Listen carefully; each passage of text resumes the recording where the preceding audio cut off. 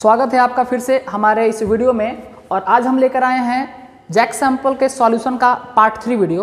और इस वीडियो में हम सॉल्यूशन लेने वाले हैं आपका 21 क्वेश्चन नंबर से लेकर 35 क्वेश्चन नंबर तक। ठीक है, तो स्टार्ट करते हैं, लोग देखते हैं, समझते हैं। हमारा जो क्वेश्चन है वो स्टार्ट हो रहा है यहाँ से। इस क्वेश्चन नंबर 21 में हम लोग देखने वाले हैं the angle of deviation depends on the, जो एंगल ऑफ डेविएशन है वो किस पे डिपेंड करता है, यानी जो विचलन का कोण है वो किस पे निर्भर करता है। अगर इस क्वेश्चन में देखा जाए तो कुछ ना कुछ मिसिंग है, क्योंकि एंगल ऑफ डेविएशन जो है वो किसके बारे में पूछ रहा है, ये कुछ कंफर्मेशन नहीं किया गया है। अगर बात करते हैं प्लेन मिरर का तो उसका एंगल ऑफ जो है वो डेविएशन कुछ और होता है। बात करेंगे प्रिज्म का तो उसका एंगल ऑफ डेविएशन कुछ और होता है। तो यहाँ पे देखा जाए तो हम दोनों को सही समझ सकते हैं, क्योंकि यहाँ पे कुछ कंफर्म नहीं किया गया है, इसलिए हम बोथ ए एंड बी को यहाँ पे टिक करेंगे। एंगल ऑफ रिफ्रैक्शन भी हो सकता है और एंगल ऑफ इंसिडेंस भी हो सकता है। ठीक है, बढ़ते हैं नेक्स्ट क्वेश्चन की तरफ। क्वेश्चन नंबर 22, इस क्वेश्चन को जरा हम लोग समझने का प्रयास करेंगे। ये क्वेश्चन थोड़ा समझने वाला क्वेश्चन है। क्वेश्चन नंबर 22 क्या है देखेंगे।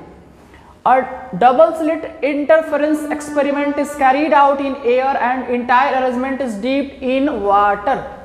समझना यहाँ पर थोड़ा सा कह रहा है कि सर ये यंग्स का डबल स्लिट एक्सपेरिमेंट क्या था। इसके बारे में हम लोग समझे थे कि जब कभी भी कांस्टेंट फ्रीक्वेंसी का, सेम फ्रीक्वेंसी का दो लाइट जो है दो अलग अलग सोर्सेज से आता है, और जब वो कहीं पे सर्टेन कंडीशन में जब वो कोलाइड करेगा तो वहाँ पे उस कंडीशन में जो इंटरफेरेंस पैटर्न बनता है, आपने समझा होगा कि वो कभी डार्क फ्रिंज और कभी जो है वो ब्राइट फ्रिंज बनाता है। तो उस केस में एनर्जी का रीडिस्ट्रीब्यूशन होता है। अगर बात करेंगे टोटल एनर्जी तो कांस्टेंट होता है, समझना इस बात को। ये इंटरफेरेंस का जो एक्सपेरिमेंट था उसमें क्या बताया गया है यंग्स के द्वारा, जब दो लाइट जो है अलग अलग सोर्सेज से आएगा, सेम फ्रीक्वेंसी का आएगा, तो सर्टेन कंडीशन पे कोलिजन के बाद जो है वहाँ पे वो जो एक्सपेरिमेंट के थ्रू जो पैटर्न बनाता है, जो फ्रिंज पैटर्न बनाता है उसको फ्रिंज पैटर्न बोलते हैं, और जो उसका विड्थ होता है, चौड़ाई, उसको फ्रिंज विड्थ कहते हैं। इसको हम लोग डिनोट करते हैं इस तरह से। इसका फॉर्मूला होता है lambda D by D. Lambda D by D इसका फॉर्मूला है। ठीक है, अगर हम बात करेंगे वाटर का, ये तो नॉर्मल कंडीशन में एयर में है। जब बात करेंगे हम वाटर का, इसको वाटर में जब हम डीप करेंगे, डुबाएंगे, तो यहाँ से बात आ रहा है किसका, वाटर का, तो मिलेगा क्या, लैम्डा डी बाई डी। ये तो अपना फॉर्मूला है इसका। यहाँ पे इसको वाटर के लिए यानी यहाँ पे म्यू वाटर से डिवाइड कर दिया जाएगा, और क्योंकि हम लोग जानते हैं सर म्यू वाटर जो है वो ग्रेटर देन 1 होता है, इसलिए इसका जो वैल्यू है देख सकते हैं नीचे, जब वैल्यू इंक्रीज करेगा तो ओवरऑल वैल्यू क्या करेगा, डिक्रीज करेगा। इसलिए जो उसका सही आंसर है वो है डिक्रीजेज, यानी कि घटता है। ठीक है, अब हम बढ़ते हैं नेक्स्ट क्वेश्चन की तरफ, और हमारा नेक्स्ट क्वेश्चन है क्वेश्चन नंबर 23 में कहा जा रहा है the wave front due to source situated at infinities. कहा जा रहा है कि कैसा होगा हमारा तरंगाग्र, कैसा होगा जब जो सोर्स ऑफ लाइट है कहां से आएगा, अनंत से आएगा। समझेंगे, बहुत इजी है। अब समझ सकते हैं, जब हम एक निश्चित दूरी से किसी चीज को सोर्स ऑफ लाइट आता है, जैसे मान लीजिए टॉर्च है, टॉर्च जलाएं तो क्योंकि वो उसका जो फ्रंट पार्ट सर स्फेरिकल है, मान लीजिए गोला है, तो लाइट वहां से निकलेगा, वो गोला निकलेगा, स्फेरिकल निकलेगा। लेकिन जब इन्फिनिटी से आएगा तो चाहे वो सर जैसे सन से ही आ रहा है, तो सन अगर मान लीजिए स्फेयर है तो लाइट वहां से निकला तो स्फेरिकल है, लेकिन जब उसको हम अनंत से देखेंगे, बहुत ज़्यादा दूरी से देखेंगे, तो सर लाइट आने के बाद पूरा फैल जाता है, और जब हमको मिलेगा तो समतल दिखेगा, हमको प्लेन दिखेगा। जब बहुत दूर पे उसको हम देखेंगे, बहुत दूर पे उसको ऑब्जर्व करेंगे, तो ना गोलाकार दिखेगा ना बेलनाकार दिखेगा, हमको बिल्कुल प्लेन दिखेगा। ठीक है, क्योंकि सर वो इन्फिनिटी से आ रहा है, वो किसी भी शेप से आया होगा, आने के बाद जब वो फैल जाएगा तो उसका जो शेप है हमको कैसा दिखेगा, बिल्कुल समतल दिखेगा, प्लेन दिखेगा। ठीक है, ये था हमारा क्वेश्चन नंबर 23। अब बढ़ते हैं नेक्स्ट क्वेश्चन, क्वेश्चन नंबर 24 की तरफ। हमारा नेक्स्ट क्वेश्चन, क्वेश्चन नंबर 24 कह रहा है the phenomenon of interference pattern. The phenomenon of interference pattern जो है सर किस पे बेस्ड है, तो आपको बता दें इसका आंसर होगा कंजर्वेशन ऑफ एनर्जी। अभी जस्ट क्वेश्चन नंबर 22 में हमने डिस्कस किया था कि यंग्स डबल स्लिट एक्सपेरिमेंट में जो है एनर्जी का रीडिस्ट्रीब्यूशन होता है, यानी एनर्जी का ट्रांसफर होता है, लेकिन ओवरऑल एनर्जी जो है उसमें कंजर्व रहता है। ठीक है, बस वो एक से दूसरे में ट्रांसफर होता है, जिसके कारण कभी डार्क फ्रिंज तो कभी ब्राइट फ्रिंज बनाता है, लेकिन ओवरऑल एनर्जी उसमें कंजर्व रहता है। तो इसका सही आंसर होगा कंजर्वेशन ऑफ एनर्जी, यानी कि ऊर्जा का संरक्षण। नेक्स्ट क्वेश्चन हमारा क्वेश्चन नंबर 25 है। 25 the charge of photo electron is सबको पता है इलेक्ट्रॉन पे चार्ज कितना होता है, ठीक है, इलेक्ट्रॉन पे चार्ज कितना होता है सर 1.6 × 10⁻⁻⁹ कूलम। फोटो इलेक्ट्रॉन मतलब लाइट इलेक्ट्रॉन का बात कर रहा है। और ये 3 ऑप्शन में से कहीं भी इस तरह का ऑप्शन नहीं है, इसका सही आंसर होगा नन ऑफ दीज, इनमें से कोई नहीं, ठीक है। ये बहुत इजी सा क्वेश्चन था, आपने इसके बारे में पहले पढ़ा भी होगा। अब हम बढ़ते हैं क्वेश्चन नंबर 26 की तरफ। ये क्वेश्चन थोड़ा सा हम लोगों को समझना होगा। The strength of photo electric current depends upon, जो फोटो इलेक्ट्रिक करंट है उसका स्ट्रेंथ किस पे डिपेंड करता है। आप लोगों ने फोटो इलेक्ट्रिक इमिशन वर्ड सुना होगा, जो कि चैप्टर 11 में हम लोगों को पढ़ना है, dual nature of matter and radiation में। इमिशन में क्या पढ़े थे हम लोग सर, एक सुटेबल फ्रीक्वेंसी का लाइट आता है, मेटल सरफेस पे पड़ता है और यहाँ से इलेक्ट्रॉन को इमिट करा देता है, और इसी पूरे घटना को बोलते हैं फोटो इलेक्ट्रिक इमिशन। सर अगर ये लाइट ज़्यादा आएगा, ज़्यादा वेलोसिटी से आएगा, ज़्यादा इंटेंसिटी से आएगा, तो इलेक्ट्रॉन भी ज़्यादा इमिट करेगा और जल्दी इमिट करेगा। तो ये डिपेंड किस पे करता है, डिपेंड करता है इंटेंसिटी ऑफ इंसिडेंट रेडिएशन पे, आने वाले रेडिएशन के तीव्रता पर, आने वाले रेडिएशन के तीव्रता पर डिपेंड करता है। अगर इंटेंसिटी ज़्यादा तो इलेक्ट्रॉन जल्दी इमिट करेगा, यानी कि ये सर किसी भी तरह से इंसिडेंट रेडिएशन के एंगल पे, फ्रीक्वेंसी पे डिपेंड नहीं करता, ये सिर्फ डिपेंड करता है इंटेंसिटी पर। ये हम लोगों ने चैप्टर 11 में भी देखा हुआ है, ठीक है। बहुत ही आसान सा क्वेश्चन था। अब हम बढ़ते हैं क्वेश्चन नंबर 27 की तरफ। De Broglie wavelength, de Broglie wavelength of a body of mass m and kinetic energy E is based on, किस पे डिपेंड करता है। डी ब्रॉगली वेवलेंथ भी हम लोगों को चैप्टर 11 में ही पढ़ना है। वहां पे आपने पढ़ा होगा लेमडा इक्वल टू h/p, यानी कि लेमडा इक्वल टू h/m भी यही था डी ब्रॉगली का वेवलेंथ का इक्वेशन। यहाँ पे जब हम इसको रिलेट कर रहे थे तो आपने पढ़ा होगा लेमडा इक्वल टू p², ठीक है। यहाँ पे एक फॉर्मूला भी पढ़ना हम लोगों को, जब एनर्जी को रिलेट करेंगे, सॉरी जब हम एनर्जी को रिलेट करेंगे तो हम लोग इसका यूज यहाँ पे क्या करेंगे, kinetic energy equal to p²/2m, आपने पढ़ा होगा p²/2m, ठीक है। यहाँ पे जब हम ये फाइंड करेंगे, रिलेट करेंगे एनर्जी को, तो क्या फॉर्मूला होने वाला है सर p²/2m। तो यहाँ से मिलेगा, अगर हम क्रॉस मल्टीप्लाई करते हैं तो अगर p² इक्वल टू देखते हैं तो क्रॉस मल्टीप्लाई 2m, और ये क्या हो जाएगा सर ke, सिर्फ p निकालेंगे तो अंडर रूट कितना हो जाएगा 2m, और कितना हो जाएगा ke। ये हमारा फॉर्मूला बनता है। अब आते हैं ऑप्शन की तरफ, और ऑप्शन को हम देखने का प्रयास करते हैं, ठीक है। ऑप्शन में हमारा पहला कह रहा है h/2me, देखते हैं यहाँ पे हम लोग h/2me को कैसे रिलेट किया जाएगा।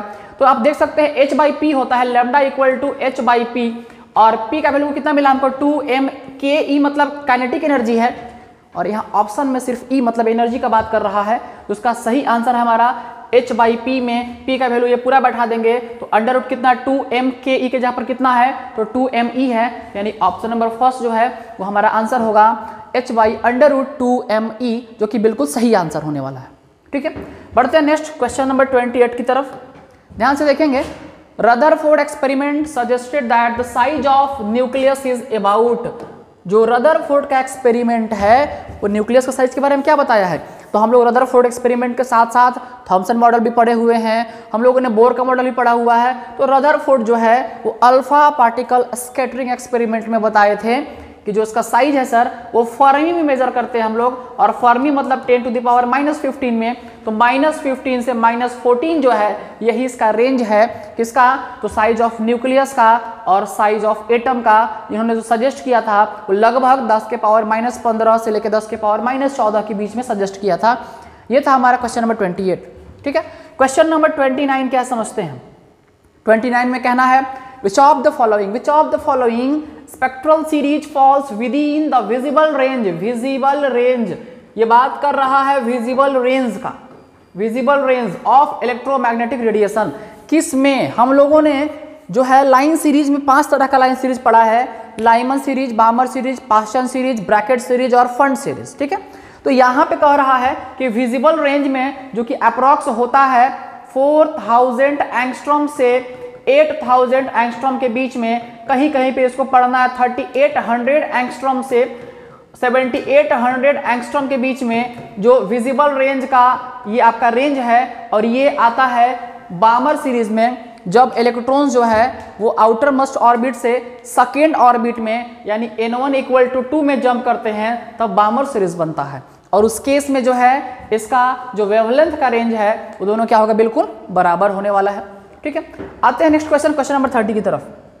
ध्यान से देखेंगे, बहुत ही आसान सा क्वेश्चन है ये भी। A radioactive nucleus emits a beta particle। एक रेडियो एक्टिव न्यूक्लियस जो है वो बीटा पार्टिकल को इमिट कर रहा है, और the parent and outer nuclei are.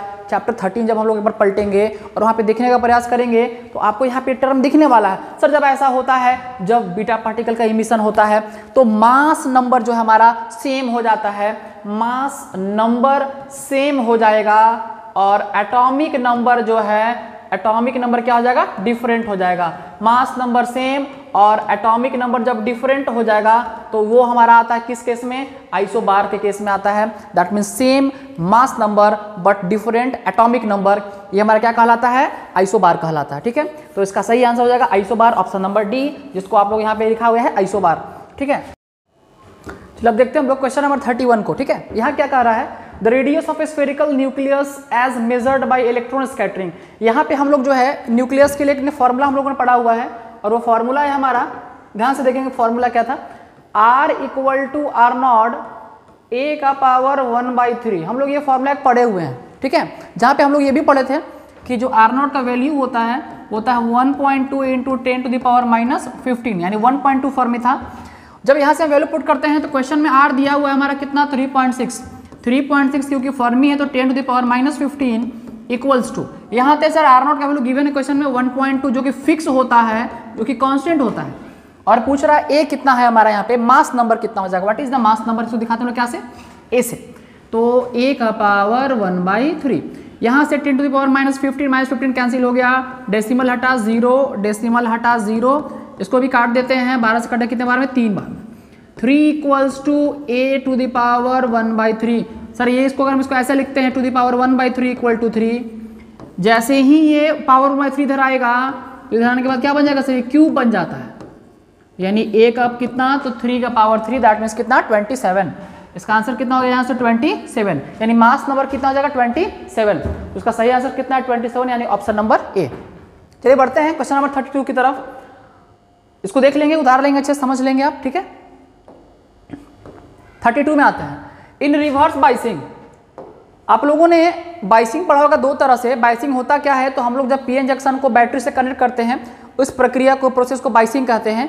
ये दो तरह का हमने पढ़ा है, बाइसिंग दो तरह से हम लोग पढ़ा है, कौन सा, फॉरवर्ड बाइसिंग और रिवर्स बाइसिंग। ठीक है, जो कि बाइसिंग करने के बाद हम लोग देखते हैं पी टाइप और एन टाइप से हम लोग को मिलता है। यहाँ पे क्या था सर, ये जो हमारा रिवर्स बाइसिंग केस है, इस रिवर्स बाइसिंग केस में क्या होता है समझना है, large amount of current flows. तो फॉरवर्ड बाइसिंग में क्या देखे थे हम लोग कि पोटेंशियल जो है, यानी वहां पे रेजिस्टेंस 0 हो जाता है, डिप्लेशन लेयर घट जाता है, और आराम से करंट का फ्लो एन और पी के साथ हो जाता है। लेकिन रिवर्स बाइसिंग के केस में पोटेंशियल जो बीच का रेजिस्टेंस है वो बढ़ जाता है और फ्लो ऑफ करंट को कम कर देता है, कंडक्शन को कम कर देता है। तो इस केस में रिवर्स बाइसिंग में करंट नहीं के बराबर फ्लो करता है, तो इसका आंसर होगा नो करंट फ्लोज, यानी इस केस में करंट फ्लो नहीं करता है।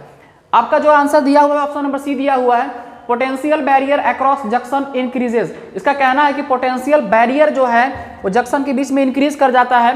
कुछ हद तक ये भी सही है, लेकिन अगर देखा जाए तो जो एक्जैक्ट आंसर होना चाहिए वो हमारा ऑप्शन नंबर बी होगा कि इस केस में करंट फ्लो नहीं करता। जब हम कंपेयर करेंगे ऑप्शंस को तो उसके हिसाब से ऑप्शन नंबर बी होना चाहिए, क्योंकि वो कंडक्शन ऑफ करंट में फॉरवर्ड बाइसिंग हमारा कंपलसरी है, और अगर देखा जाए करंट को रोकना है, फ्लो को कम कराना है, रेसिस्ट कराना है करंट को, तो हम लोग यूज करते हैं किसका, नो करंट फ्लोज यानी रिवर्स बाइसिंग केस का। चलिए आते हैं हम लोग क्वेश्चन नंबर 33 में। 33 क्या कह रहा है, to obtain P type silicon semiconductor we need to dope pure silicon. Doping क्या होता है, ये डोपिंग क्या होता है हम लोग पढ़े हैं सर, बाहर से जो इम्प्योरिटी एटम ऐड करते हैं किसी भी प्योर सेमीकंडक्टर में, उसी को डोपिंग कहते हैं। डोपिंग दो तरह का हम लोगों ने पढ़ा है, आपको याद होना चाहिए। ट्राईवैलेंट मिलाते हैं जिसमें 3 वैलेंस इलेक्ट्रॉन है, और पेंटावैलेंट मिलाते हैं जिसमें 5 वैलेंस इलेक्ट्रॉन है। जब हम किसी प्योर सेमीकंडक्टर में, यानी जिसके पास ऑलरेडी 4 वैलेंस इलेक्ट्रॉन था, इसको डोपिंग करते हैं ट्राईवैलेंट को, तो हमको यहाँ पे लैक ऑफ इलेक्ट्रॉन मिलता है, और ये फॉर्मेशन होता है पी टाइप सेमीकंडक्टर का। और जब हम 5 मिलाते हैं तो 5 + 4 हमारा 9 हो जाता है, एक इलेक्ट्रॉन बढ़ जाता है, ये बनाता है एन टाइप सेमीकंडक्टर। तो पूछ रहा है पी टाइप में, तो जिसके पास 3 वैलेंस इलेक्ट्रॉन होगा, पी टाइप बनाने के लिए 3 वैलेंस इलेक्ट्रॉन को ऐड करेंगे, और एल्युमिनियम का एटॉमिक नंबर क्योंकि 13 होता है तो इसके हिसाब से 2, 8 और 3, इसके पास 3 वैलेंस इलेक्ट्रॉन है, इसलिए इसका आंसर क्या हो जाएगा हमारा एल्युमिनियम। आइए क्वेश्चन नंबर 34 देखा जाए। 34 में क्या कह रहा है, in semiconductor which are responsible for conduction, semiconductor में जो है कंडक्शन के लिए कौन रिस्पॉन्सिबल है, तो आपको पता है कि इलेक्ट्रॉन्स भी जरूरी है और होल्स भी जरूरी है। अगर हमको कंडक्शन कराना है सेमीकंडक्टर में तो दोनों जरूरी है, इलेक्ट्रॉन्स भी होना चाहिए, होल्स भी होना चाहिए। नेगेटिव पॉजिटिव जब मर्ज करेगा यहाँ पे तभी हमारा करंट का कंडक्शन हो सकता है। आते हैं, चलिए आखिरी क्वेश्चन है हमारा, क्वेश्चन नंबर 35। 35 क्या कह रहा है, in full wave rectifier input AC current has frequency, कह रहा है न्यू है। अगर फ्रीक्वेंसी इसका न्यू है इनपुट करंट का, तो कह रहा है कि आउटपुट क्या मिलने वाला है, किस केस में, फुल वेव रेक्टिफायर में। इसका आंसर शायद देखा जाए तो जो जैक का सॉल्यूशन दिया गया उसमें इनमें से कोई नहीं है, ठीक है, लेकिन इसका जो आंसर होना चाहिए 2 न्यू, इसका आंसर डबल हो जाना चाहिए। देखते हैं कैसे। जब हम लोग बात करते हैं रेक्टिफायर के केस में नॉर्मल एसी इनपुट में, तो कुछ इस तरह के ग्राफ बनते हैं। अगर इसको हम और आगे बढ़ा दिए, इसको आगे बढ़ा दे, कंटिन्यू कर दे यहाँ से ऐसे, इस लाइन को इस तरह से बढ़ा दिया जाए, समझते हैं, तो ये जो है एक ऑसिलेशन पूरा करने में जो टाइम लगता है उसको हम लोग बोलते हैं टाइम पीरियड। तो ये एक टाइम पीरियड पूरा करने में यहाँ से यहाँ तक यानी कि न्यू कवर करता है, ठीक है, इस तरह से मान चलते हैं इसका फ्रीक्वेंसी को। तो यहाँ पे क्या होता है फुल वेव में, सर ये हर बार जो है इस तरह से करके, यानी फुल वेव रेक्टिफायर में हर बार हमको करंट कनेक्ट कराता है। तो यहाँ से यहाँ आते भर में ये न्यू करता है, तो ये 2 बार कंप्लीट कर लेता है। इसका फ्रीक्वेंसी कितना हो जाता है, ये 2 बार कंप्लीट कर लेता है। इसका आंसर कितना हो जाएगा यहाँ पे 2 न्यू इसका आंसर हो जाएगा, ठीक है। तो ये था हमारा सॉल्यूशन जैक सैंपल का, क्वेश्चन नंबर 21 से लेकर 35 तक। अगर हम लोग का नेक्स्ट मॉडल पेपर अगर आता है, जैक का सैंपल आता है, तो हम फिर से आएंगे नेक्स्ट वीडियो में आपके लिए लेकर नेक्स्ट सॉल्यूशन, ठीक है। तब तक के लिए नमस्कार।